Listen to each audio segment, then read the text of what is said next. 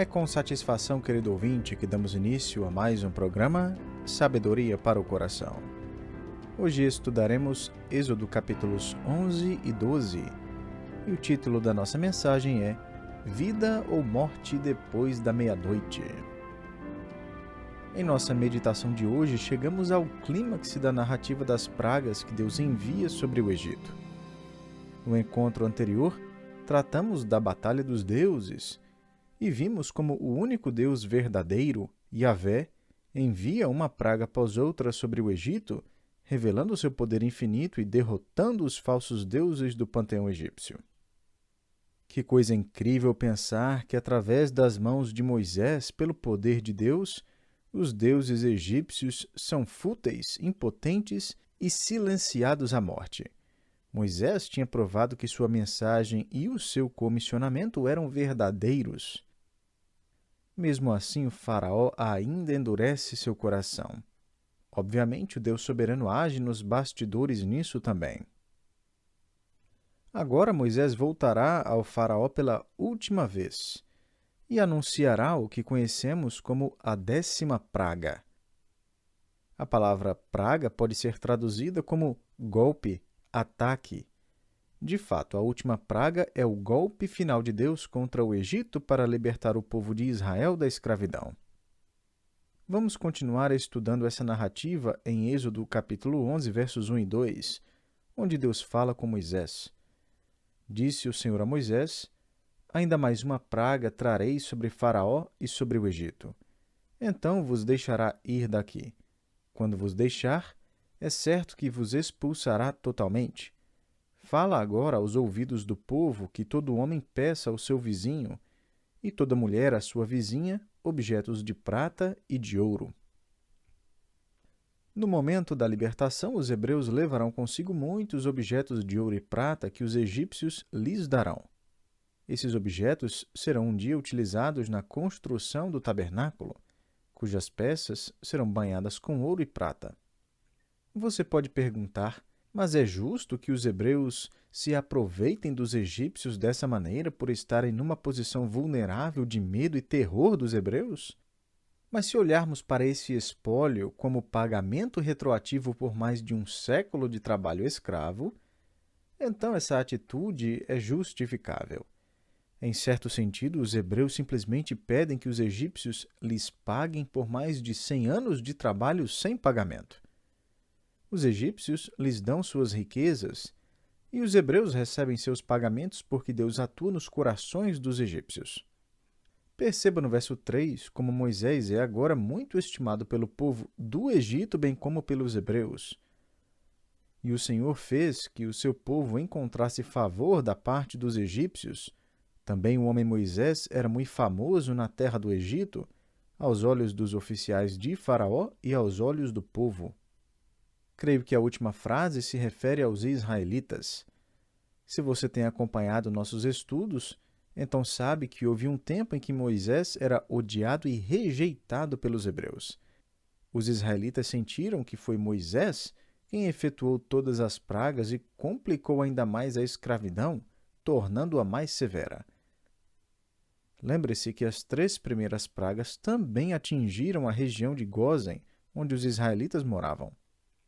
Eles não ficaram muito felizes com a estratégia de Moisés. Só que Moisés estava disposto a ficar sozinho para fazer a vontade do Senhor. No fim, vemos algo raramente testemunhado nesta terra: vindicação.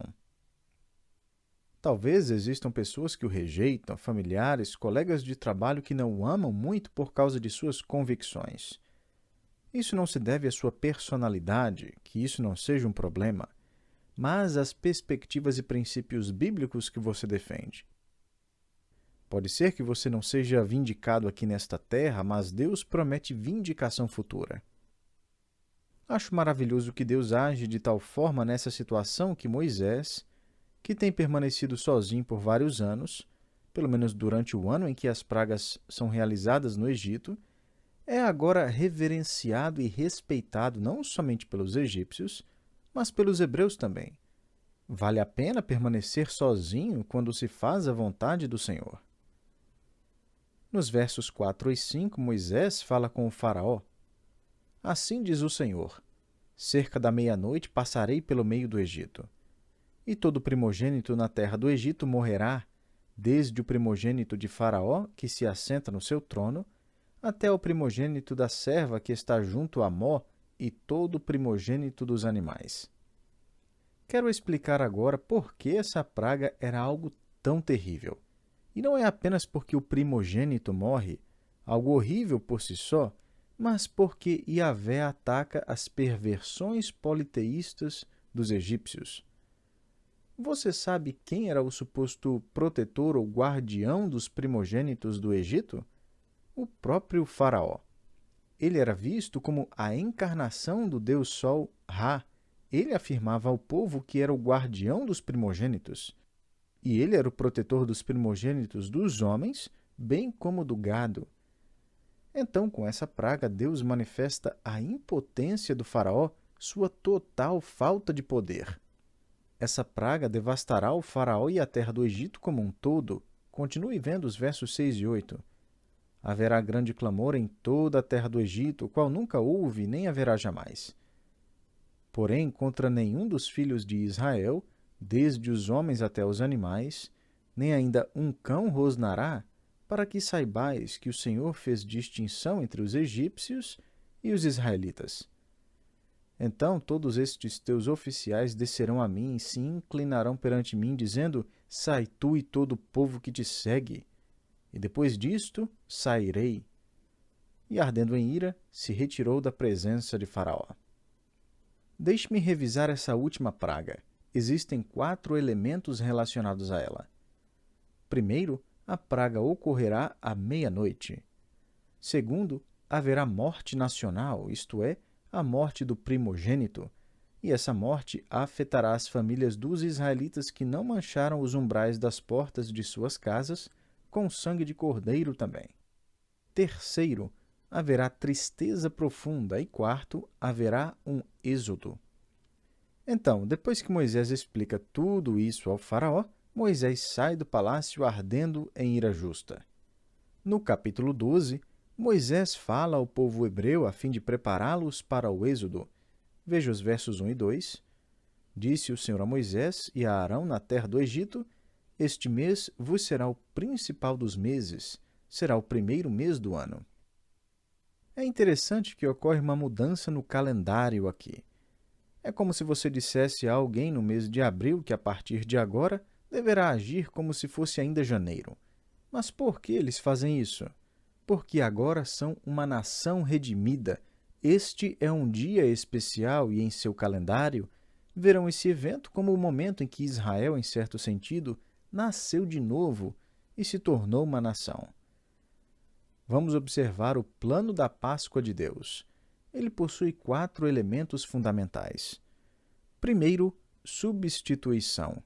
Deus diz a Moisés, nos versos 3 a 6 de Êxodo 12, falai a toda a congregação de Israel, dizendo: aos 10 deste mês, cada um tomará para si um cordeiro, segundo a casa dos pais, um cordeiro para cada família.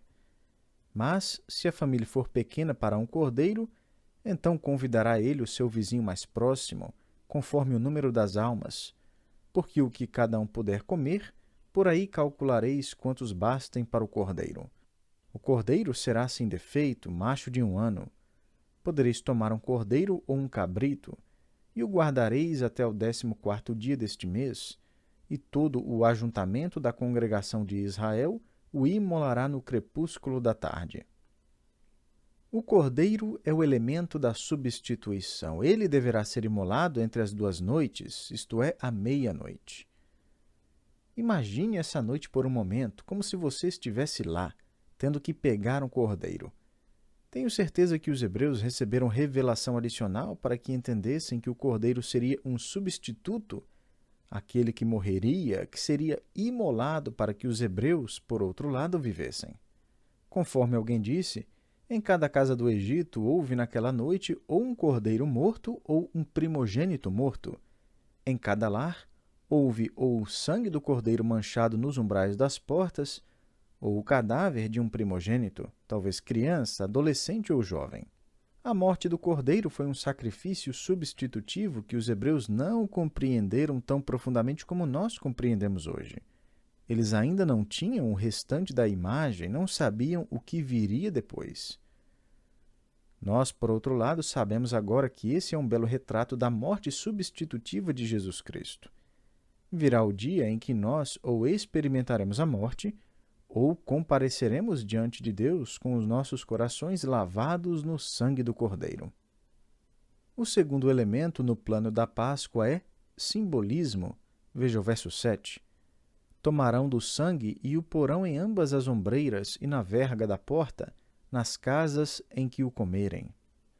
As instruções que Deus dá são bem claras. Os hebreus deveriam colocar sangue nas ombreiras laterais e na verga superior da porta. Continue no verso 8. Naquela noite comerão a carne assada no fogo. Fogo no Antigo Testamento retrata julgamento, ou seja, esse cordeiro passou por um julgamento para que os hebreus não precisassem ser castigados. Obviamente, esse é mais um retrato de Cristo. Veja ainda os versos 8 a 9. Com pães asmos e ervas amargas a comerão. Não comereis do animal nada cru, nem cozido em água, porém assado ao fogo, a cabeça, as pernas e a fressura. Ou seja, o cordeiro inteiro passa por julgamento. Note os versos 21 a 23. Chamou, pois, Moisés todos os anciãos de Israel e lhes disse: Escolhei e tomai cordeiros segundo as vossas famílias, e imolai a Páscoa. Tomai um molho de hisopo, molhai-o no sangue que estiver na bacia, e marcai a verga da porta e suas ombreiras com o sangue que estiver na bacia. Nenhum de vós saia da porta da sua casa até pela manhã, porque o Senhor passará para ferir os egípcios. Quando vir, porém, o sangue na verga da porta e em ambas as ombreiras, passará o Senhor aquela porta e não permitirá ao destruidor que entre em vossas casas para vos ferir. O verso 23 nos introduz ao terceiro elemento no plano da Páscoa: proteção, segurança. No caso de você não ter percebido, deixe-me destacar alguns simbolismos aqui nessa passagem. Primeiro, o sacrifício tem que ser um cordeiro. No Novo Testamento, Cristo é o Cordeiro de Deus. Você lembra quando Jesus se aproximava de João Batista, que estava no Rio Jordão? João declara a todos ali: Eis o Cordeiro de Deus que tira o pecado do mundo. João 1,29. Jesus Cristo foi claramente visto como o Cordeiro Pascal que derramou seu sangue para que israelitas e gentios fossem redimidos. Segundo, o Cordeiro tem que ser sem defeito ou mancha. Esse é um retrato perfeito de Jesus Cristo, o qual, conforme 1 Pedro 1,19, foi sem defeito e sem mácula. Terceiro, o cordeiro deve estar no auge de sua vida, ou seja, um cordeiro de 1 ano. Semelhantemente, Jesus Cristo morreu no auge de sua existência como homem, aos 33 anos de idade. E quarto, o sangue do cordeiro é derramado para que os hebreus vivam. Em João 3 e 1 Pedro 2, lemos que o sangue de Cristo foi derramado para que os pecadores tivessem vida eterna. No caso dos hebreus no Egito, não havia segurança em outro lugar, somente atrás das portas manchadas de sangue. Os hebreus não deveriam sair para a rua quando o anjo da morte estivesse passando sobre a terra. Havia segurança somente dentro das casas, cujas portas estavam manchadas de sangue. Semelhantemente, no Novo Testamento, só existe segurança atrás do sangue de Jesus Cristo. Esse é um elemento extremamente importante em todo o simbolismo da Páscoa cumprido em Jesus Cristo. O anjo da morte que Yahvé envia é muito provavelmente o próprio Cristo, o que é conhecido como Cristofania. Na Páscoa, quando o anjo da morte passa pelas casas, Yahvé estende suas asas como um escudo e protege o lar cujas portas estão manchadas de sangue. Que retrato maravilhoso para o crente que está coberto pelo sangue de Jesus Cristo!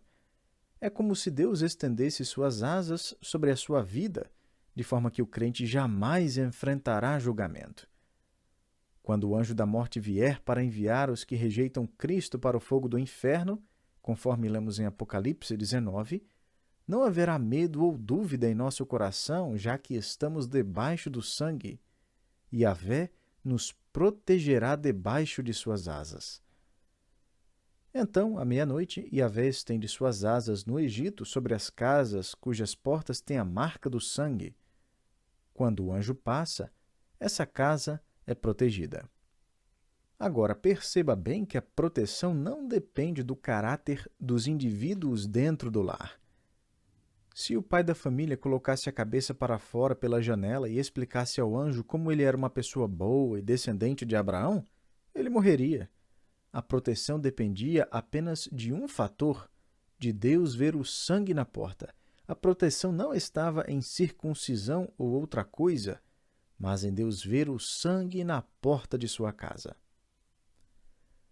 Meu querido, eu creio que nossas mãos estão cheias de coisas e obras. Alguns acham que quando o anjo da morte chegar, poderão lhe mostrar o que tem feito. Mas Deus está interessado no sangue do Cordeiro. Na verdade, conforme lemos em Apocalipse 20, aqueles cujos nomes não estão escritos no livro da vida do Cordeiro serão lançados no lago de fogo eterno. Deus está interessado no sangue, não nas suas obras. Será que o sangue de Cristo, o Cordeiro de Deus, já foi aplicado ao seu coração? O quarto elemento no plano da Páscoa é submissão. Veja os versos 24 a 27. Guardai, pois, isto por estatuto para vós outros e para vossos filhos para sempre. Perceba que o ritual envolve as crianças também, não somente os adultos. E, uma vez dentro na terra que o Senhor vos dará, como tem dito, observai este rito. Quando vossos filhos vos perguntarem, que rito é este? Respondereis, é o sacrifício da Páscoa ao Senhor, que passou por cima das casas dos filhos de Israel no Egito, quando feriu os egípcios e livrou as nossas casas. Então o povo se inclinou e adorou. Não ignore isso. Se você tem filhos, essa responsabilidade também é sua. Quando seus filhos perguntam, o que isso significa? Você tem o dever de lhes ensinar o significado da Páscoa. Como igreja, temos a responsabilidade de levantar uma geração que compreende as Escrituras e Yahvé, o Deus das Escrituras. Saiba explicar aos seus filhos o motivo por que vamos à igreja, por que oramos e por que vivemos de determinada maneira. Será que tudo que você faz não passa de rituais vazios, desprovidos de significado? Saiba explicar a verdade aos seus filhos, pois eles têm muitas perguntas. O mais significante nisso tudo é o que lemos no verso 28. E foram os filhos de Israel e fizeram isso, como o Senhor ordenara a Moisés e a Arão, assim fizeram. Então, pais e filhos se juntaram com o vizinho e obedeceram juntos à ordem do Senhor, comendo o cordeiro em expectativa diante do que aconteceria. Eles estavam prontos para obedecer. Então a praga chega, conforme anunciado, trazendo consigo dois resultados.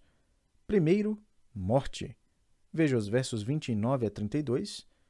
Aconteceu que à meia-noite feriu o Senhor todos os primogênitos na terra do Egito, desde o primogênito de Faraó, que se assentava no seu trono, até o primogênito do cativo que estava na enxovia, e todos os primogênitos dos animais.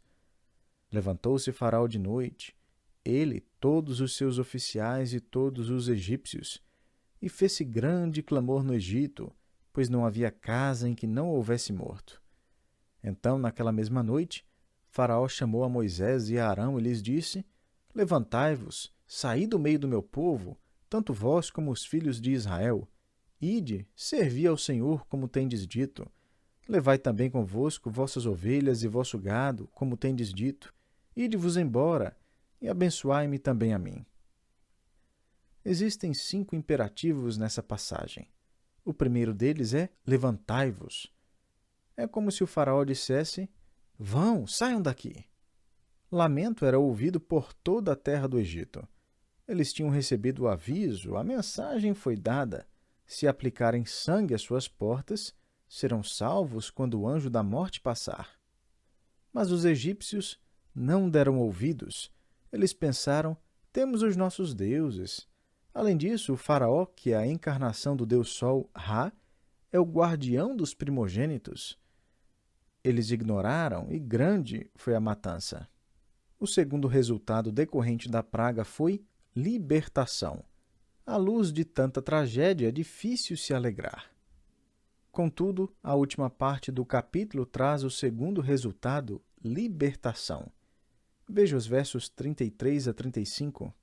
Os egípcios apertavam com o povo, apressando-se em lançá-los fora da terra, pois diziam: todos morreremos.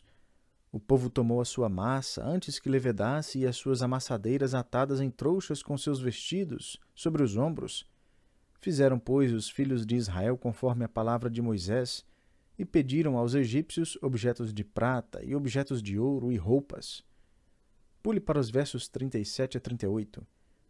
Assim partiram os filhos de Israel de Ramsés para Sucote, cerca de 600.000 a pé, somente de homens, sem contar mulheres e crianças.